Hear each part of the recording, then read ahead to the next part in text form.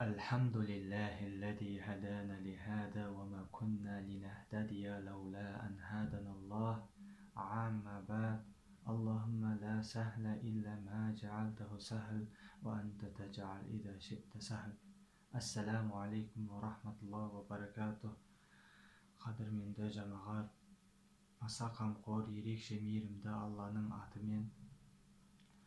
Міне Аллаға шүкір, бүгін Шағбан айының 15-ші түні Бараат түнінде тұрмыз. Бараат түні лұғатта құтылу деген мағынаны білдіреді екен.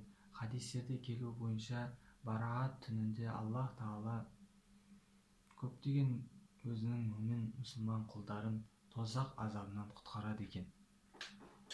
Сол көптеген хадистердің арасында Айша радиаллаху анху, мүминдердің анасы болған Айша анамыздан жеткен хадисте Айша анамыз өзі риуаят етіп айтады.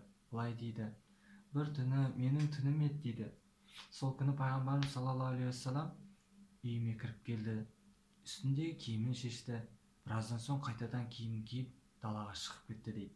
Сонда мен әйелдігіме барып қызғанып, пайғамбарымыз саллаллаху алейхи уассалам не үшін шығып кетті екен, бүгін менің түнім еді ғой, қайда кетті екен деп артынан аңдып шықтым дейді.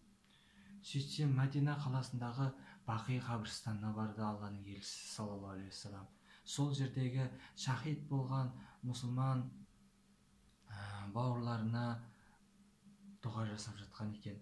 Мен сонда: о Аллахым, мен дүниелік іс үшін пайғамбарым саллаллаху алейхи уассаламды іздеп шығыпсам, пайғамбарым саллаллаху алейхи уассалам ақыреттік үшін шыққан екен ғой дедім де дейді, өзім артыма қайта бердім дейді.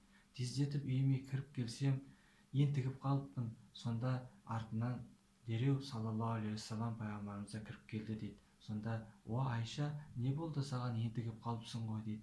о Алланың елшісі, мен сізді қызғанып артыңыздан іздеп барған едім. Сөйтсем сіз Бақи қабірстанында екенсіз, оны көріп артыма қайттым деген кезде: о Айша, расында Алла және оның елшісі саған әділетсіздік жасайды деп ойладың ба?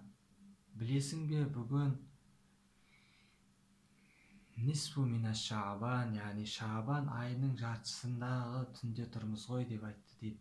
Аллах Тағала бұл түні Кәлб қауымындағы қойлардың жүнінің санындай адамдарды тозақтан құтқарады деді.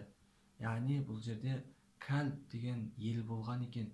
Ол сол уақытта өзінің қойларының санының көптігіменен танымал болған екен.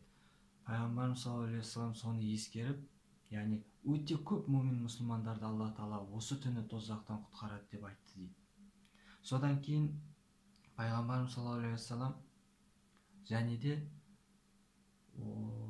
осы сөзді айтқаннан кейін: бірақ төмендегі адамдардан басқа деп айтты дейді. о Алланың елшісі, ол төмендегі адамдар кім деп айттым дейді. Сонда Алланың елшісі саллаллаху алейхи уассалам: бірінші мүшриктерді Аллах Тағала рахмет назарын салмайды деді.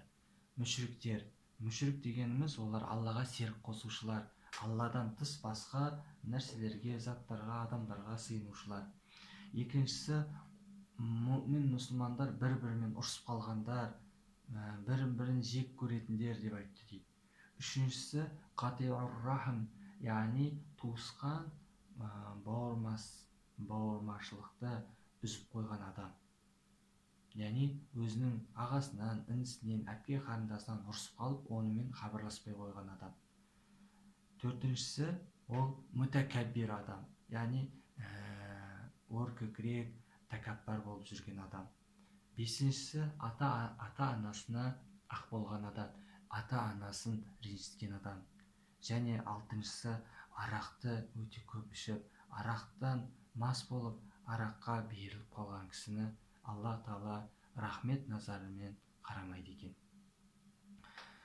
Осыдан кейін пайғамбарымыз саллаллаху алейхи уассалам маған айтты дейді: о Айша, егер рұқсат берсең, мен Раббыма құлшылық қылайын дедім. о Алланың Расулы, ата-анам жолыңызда пида болсын, құлшылық жасай беріңіз деп айттым дейді.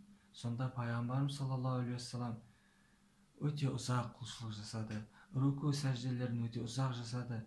тіпті сондай сәждені ұзақ жасаған кезде маған сондай қорқынышты ой келді.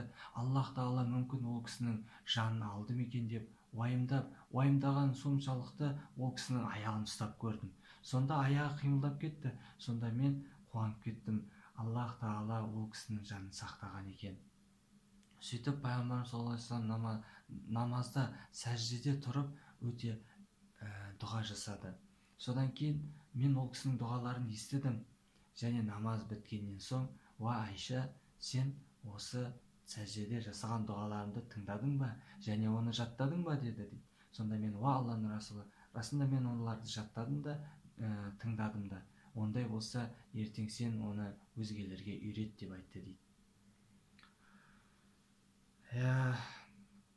Мұхтарам жамағат, құрметті жамағат, бүгін осындай Алла Тағаланың бізге нығмет етіп берген өте сыйлы түнде тұрмыз. Шаабан айының бараат түнінде тұрмыз. Дұғаларымыз қабыл болады. Иншалла көп дұға жасайық, құлшылықтар жасайық. Бұл түні Аллах Тағаладан истихфар, яғни кешірімдер тілейік. Жасаған күнәларымызға кешірім сұрайық. Иншалла бізді Аллах Тағала кешіріп, Рамазан айына жеткізіп, Рамазанда таравих намаздарын мешіттерде жамағат болып оқуды баршамызға нәсіп етсін Аллах Тағала. Естіп тыңдағандарымызға амал етуді нәсіп етсін. Ва ахир дауана анилхамдулиллахи раббил аламин. Ассаламу алейкум ва рахматуллахи ва баракатух.